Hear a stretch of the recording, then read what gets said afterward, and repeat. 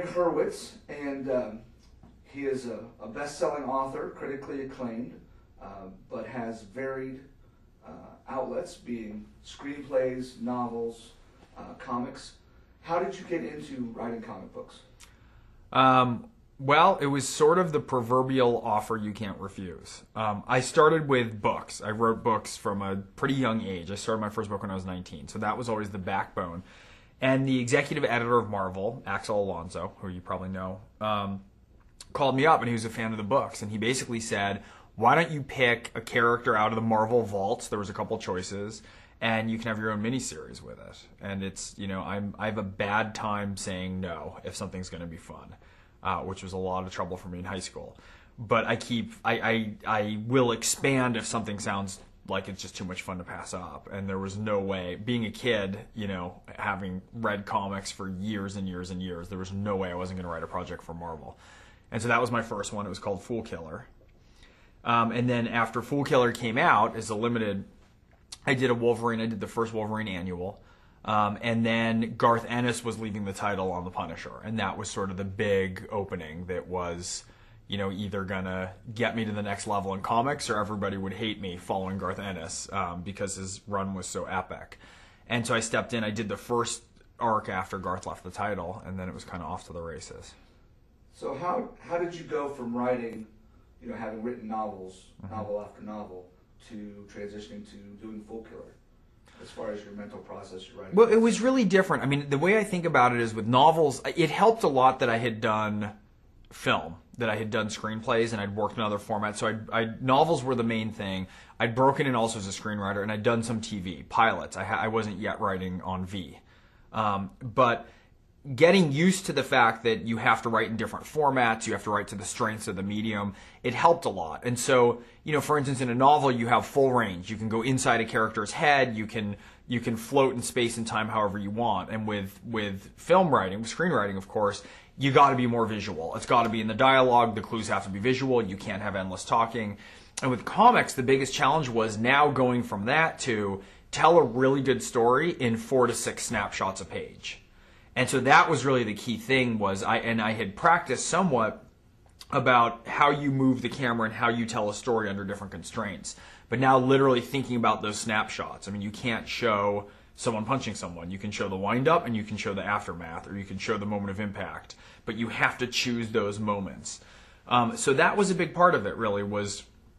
And I loved the transition. I mean, I think the main thing that took a little bit of practice was knowing how much art each page, how many panels each page can handle based on how involved they are.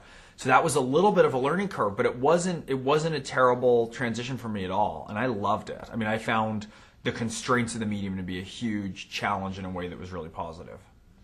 Now, I've talked to other authors who've worked for DC and Image, Zenescope, and some other independent publishers. What's it like working with Marvel?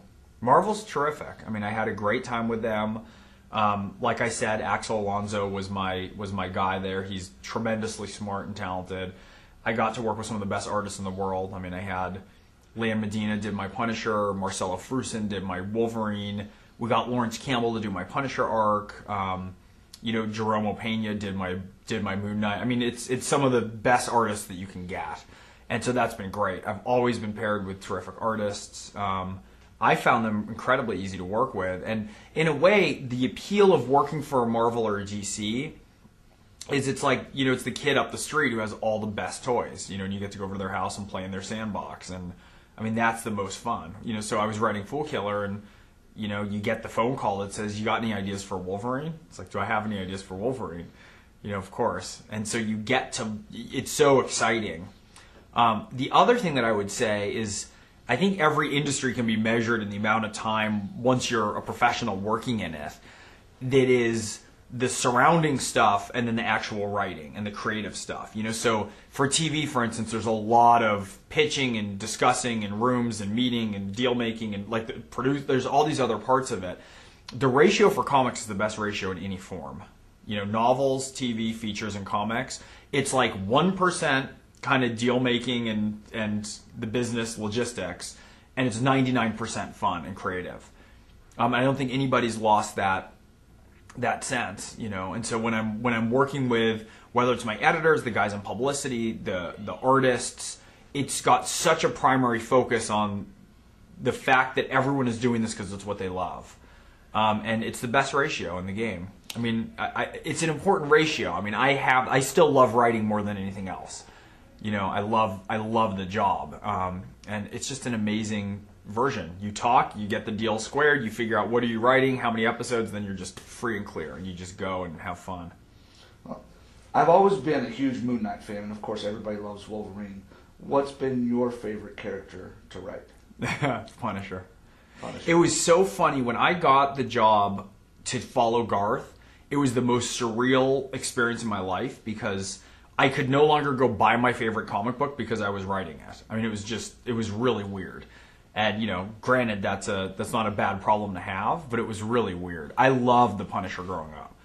I mean, I had all of it. You know, I collected everything top to bottom. First appearance, I mean, all that stuff. And so when I got to write that was just wild. And I had a really funny experience at I think it was my second Comic-Con. I was walking up and down the aisles, and there was a guy that was set up there with a foosball table. And I was like, oh, that's weird. The comic shop, when I was growing up, used to always have foosball also. Like, I played foosball in tournaments. And so I played with the guy, and the guy was really good. And I just stopped at the booth, and we played a game, and I started walking, and I got like 10 steps away, and I stopped, and I realized it's not just that most comic book stores have foosball tables. That actually is the comic book store that I grew up, in the town that I grew up in, but it had changed its name because it had moved. And I stopped, and I walked back to him, and I said, are you Phil? And the guy said, yeah. And I said, you are the one who pulled me aside when I was 12 years old and said, there's this new series, and it's The Punisher, you know, the new version of the series. You've got to read it. And I said, now I'm writing for Marvel, and I'm here signing for The Punisher. It was the coolest kind of full circle moment. That's incredible. Yeah. With your varied career and working on, you know, V now, do you plan on continuing comics? Is that something that you... Oh, yeah. Yeah. I love the comics.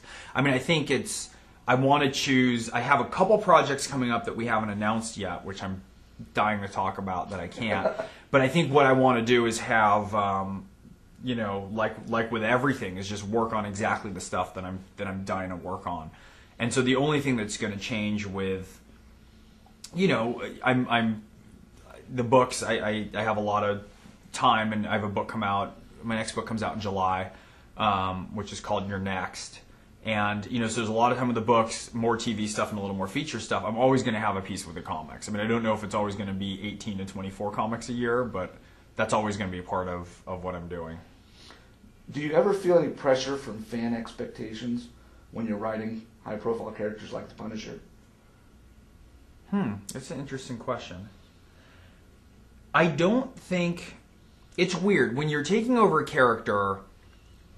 no one owns these characters, you know. I don't own them. Marvel doesn't own them any more than I do, even though, I mean, legally they own them. But I mean, Spider-Man. I included Spider-Man in a big double issue I did of Moon Knight, and he's a good example because it's like, who doesn't love Spider-Man? And these characters are sort of held in a public trust. You know, it's like Spider-Man's going to be doing what he does long after I'm dead, and everybody at Marvel is dead. It's like there's a public aspect to it. If you get away from the legalities and the intellectual property, they're held in public trust in a certain way. And so, like, I can't write a comic book issue where Spider-Man kills a busload of kids. It's like there's some things you just can't do that you can do or figure out in novels and in other things. And I think for me, the challenge has always been to take these characters that are adored and revered and that are part of the fabric of pop culture, and to write them in a way where my voice and my take on them is very distinctive, but it still is aligned with who those characters are. And that's tricky, because for my books, it's just my book. It's my character, it's my invention. Likewise with the scripts. And with the comics, you're trying to... Like, if I tried to imitate Garth Ennis, that doesn't... On The Punisher, it doesn't do anyone any favors. If I try and just do what Charlie Huston and Mike Benson did on Moon Knight, or what, you know, you reach back to Doug Munt... I mean, you go back however far... My job isn't just to imitate the iterations that came before. My job is to do something new, but everybody knows what those iterations are too. And so that's the part that's always challenging, but I mean that in a very positive way. And fans are going to have different favorites, you know? Like, some people are going to like the first Fool Killer, the Gerber version, and everyone's going to have opinions about it. And that's the part of it that I like a lot, is there's so much impassioned opinion in comics.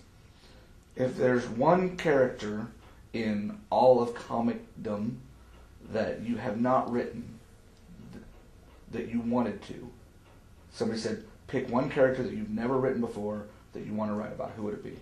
Well, here I have to be a tease, because there are two, and I'm doing projects on both of them, and I can't announce them. But the first one was The Punisher, which I did, and then the next two that I would say, here it is, it's this and this. Those projects are both going to be coming out, and we're going to be announcing soon. So How soon? We have incredible artists on them, and incredible artists sometimes take longer than other people. So it's not, it's not the cleanest schedule. Yeah, we'll have, by the end of 2011, you'll know what both of them are. And I'll come on and we'll talk about it. And that'd be you'll great. Laugh and you'll make fun of me for being so dicey, so non-committal.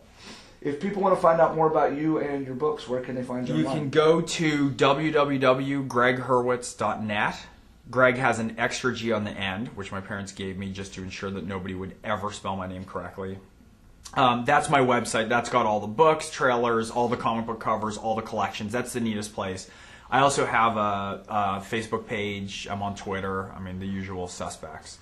So you can find me on all those various places. All right. Well, thanks for joining me, Greg. I appreciate your time. Thanks for having me on.